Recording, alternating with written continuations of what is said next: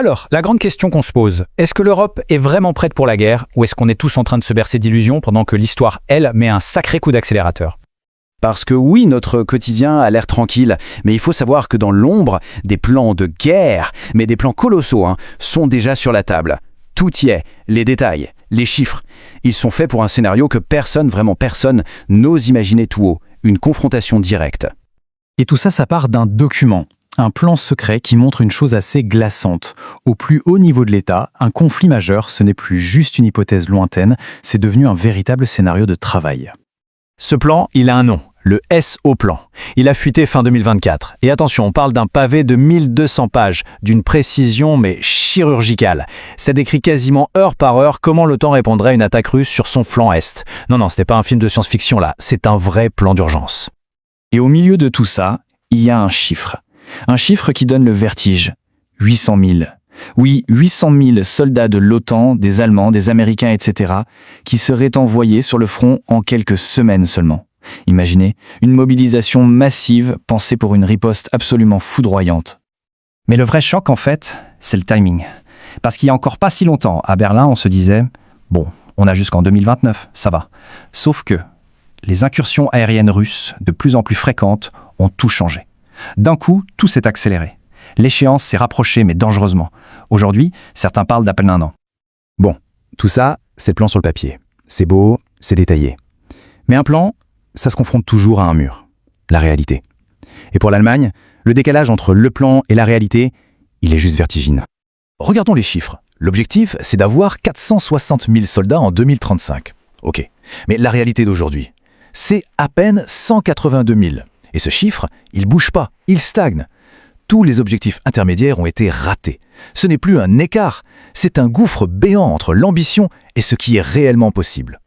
Et le souci, il est encore plus profond. Ce n'est pas juste qu'on n'arrive pas à recruter, c'est qu'on n'arrive pas à garder les recrues.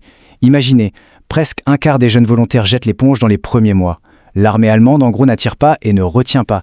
Pour ce qui est censé être le pilier militaire de l'Europe, le signal d'alarme est plus que tiré là. Alors, comment on en est arrivé là? Comment la première puissance économique d'Europe a pu se retrouver dans cette situation? Pour piger, il faut faire un petit retour en arrière. Il faut regarder de près l'héritage de l'ère Merkel. Fin 2024, Angela Merkel a sorti cette phrase et ça a fait l'effet d'une bombe. Parce que pour énormément de gens, les faiblesses qui plombent l'Allemagne aujourd'hui, elles viennent directement des décisions prises pendant ces années au pouvoir. Reprenons le fil. 2010, on coupe massivement dans les effectifs de l'armée. Pourquoi? Pour faire des économies. Logique. 2011, on suspend le service militaire obligatoire. Et en parallèle, que se passe-t-il? On mise tout sur le gaz russe, pas cher, pour faire tourner l'industrie.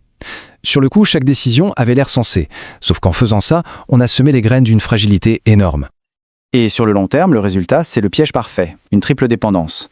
Dépendance énergétique vis-à-vis de la Russie, dépendance industrielle vis-à-vis de la Chine, et surtout une dépendance totale pour sa sécurité vis-à-vis des États-Unis.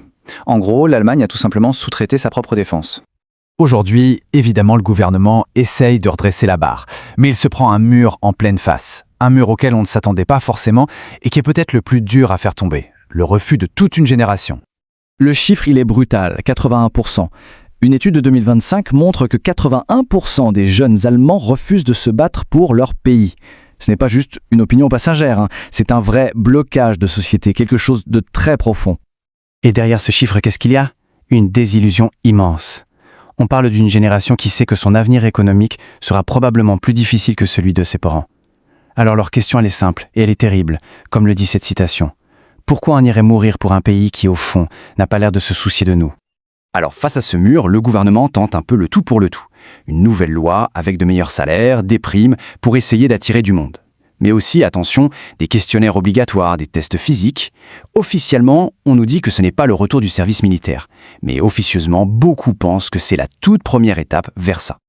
Mais attention, cette crise, ce n'est pas juste un problème allemand. Loin de là, c'est un problème pour tout le monde. La faiblesse de l'Allemagne, c'est une onde de choc qui se propage dans toute l'architecture de sécurité de l'Europe. Pensez-y. Le duo France-Allemagne, c'est quasiment la moitié de l'économie européenne. Si le pilier allemand se fissure, qui doit compenser? Eh bien, c'est la France. Du coup, à Paris, on commence à parler de passer les dépenses de défense à 3% du PIB. Ça représente 80 milliards d'euros. C'est un effort absolument colossal, surtout avec le budget qui est déjà dans le rouge. Et les conséquences, elles ne sont pas que militaires. Cette onde de choc défensif, comme disent les journaux, Ça risque de plomber la croissance, de faire remonter l'inflation, de mettre nos industries en difficulté. Bref, c'est tout l'équilibre économique du continent qui tremble. Et au final, le bilan stratégique, il est simple et il est brutal. D'un côté, on a des forces de l'OTAN en Europe qui sont sous tension, qui n'arrivent plus à recruter. Et de l'autre, on a la Russie qui, même après ses pertes en Ukraine, a toujours un réservoir humain gigantesque. Plus d'1 million de soldats d'actifs, 2 millions de réservistes. Le déséquilibre, il est juste frappant. Ce qui nous amène à la question finale. Est-ce que cet affaiblissement de l'Europe, à la fois militaire et économique, c'est le début d'un déclin inévitable, ou au contraire, est-ce que c'est un réveil brutal, certes, mais nécessaire après des décennies passées dans le confort et les illusions? Franchement, de la réponse à cette question dépend l'avenir de tout notre continent.